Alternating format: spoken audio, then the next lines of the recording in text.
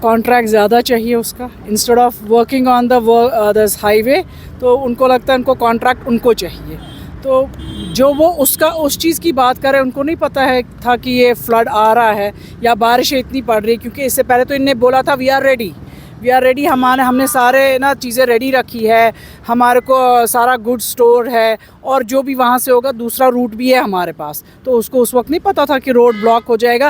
And आपने देखा होगा आज़ाद साहब जब as a chief minister of Kashmir थे 2007 में, विद इन 4 आवर्स ही क्लियर दैट। ये तो उससे भी बुरी हालत में था ये हाईवे, एंड तब जब इतनी फैसिलिटीज़ नहीं थी, उन्होंने 4 घंटे में किया, क्योंकि काम करने का गरज होना चाहिए। वो यहाँ के लोगों के लिए नहीं निकले हैं, चीफ मिनिस्टर साहब अपनी कुर्सी के लिए निकले, वो यहाँ के लोगों का दुख दर्द समझने नहीं निकले।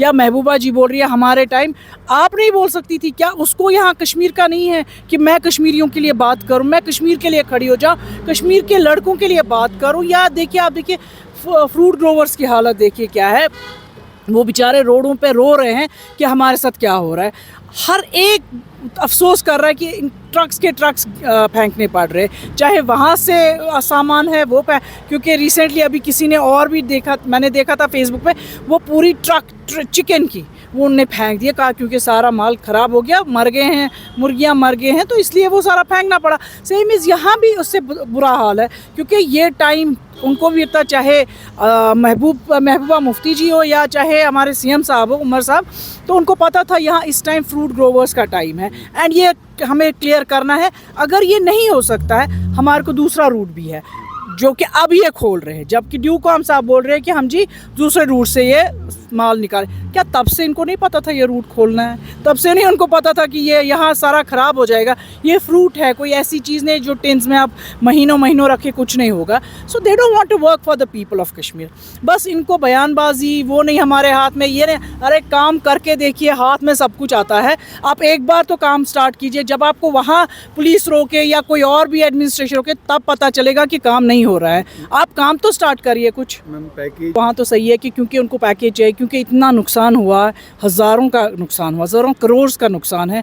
क्योंकि यहाँ जितने भी है फ्लड में जो भी जैसे नुकसान हो गया, कितने मकान गिर गए या कितने गांव के गांव चले गए, तो नेचुरली दैट इज़ डेफिनेटली कि उनका पैकेज मिलना चाहिए, एंड स्पेशल पैकेज मिलना चाहिए। इवनिंग इन पेरिस, वो पेरिस इसलिए नहीं जा रहे हैं कि यहाँ का टूरिज़्म, पहले यहाँ जो हालात ख़राब है उसको सुधारिए। उमर साहब बंद करिए ये इवनिंग इन पेरिस और पेरिस घूमना। 4 दिन में आप कितने टूरिस्ट, और हमारे पास कौन सा इतने पेरिस से टूरिस्ट आ रहे थे?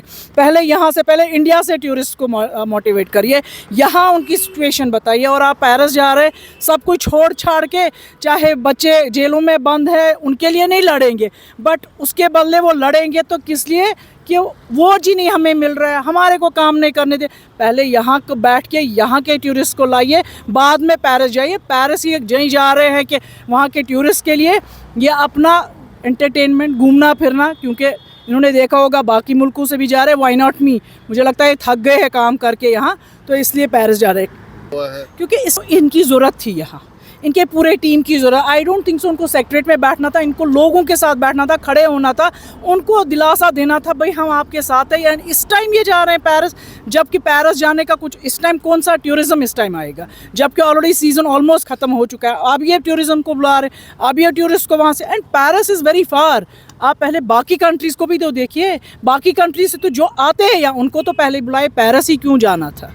आपको वही बोला कि उनका काम करने का एक अलग ही तरीका है। आज़ाद साहब, आज़ाद इज़ ऑलवेज़ एन आज़ाद। उनने कभी एक नहीं सोचा है कि मैं मेरे मुफाद के लिए काम करूं, मैं सारा छोड़ छाड़ के जाके दिल्ली में बैठूं या पेरिस जाऊं या अमेरिका जाऊं या कहीं और जाऊं। उन्होंने लोगों के साथ बैठ के उस वक्त यहाँ खड़े हुए, हर एक घर में। आप देखिए उनके टाइम 3-3 शिफ्ट्स हुए हैं, एंड यही रोड बंद था, और 3 shifts, and with in hours उन्होंने ये रोड खोला है। सारा हाईवे 4 घंटे में क्लियर था, एंड साथ साथ काम चल रहा था, एंड ये हाईवे इतना बड़ा भी नहीं था उस वक्त। अब देखिए हालत क्या है, एक तो हाईवे भी बढ़ रहा है और नुकसान हो रहा है, और कुछ भी उसके बाद नहीं। इतने दिन हो गए हाईवे बंद है, तो इतने दिन ये हाईवे नहीं खोल पाए तो सरकार क्या चलाएंगे? बोल रही हैं फ्रूट वाले, या तो यहाँ से जो फ्रूट जा रहा उनके लिए आप रात दिन लगाएं, सर्विस लगाएं, और जो वहाँ से आ रहा है, आप देखिए पेट्रोल नहीं है यहाँ। स्टेशंस वाले बोल रहे जी हमारे पास पेट्रोल नहीं है या गैस सिलेंडर्स नहीं है, इसका कुछ भी नहीं इनको ना इनको लेना देना ही नहीं है उमर साहब को इन चीज़ों के साथ।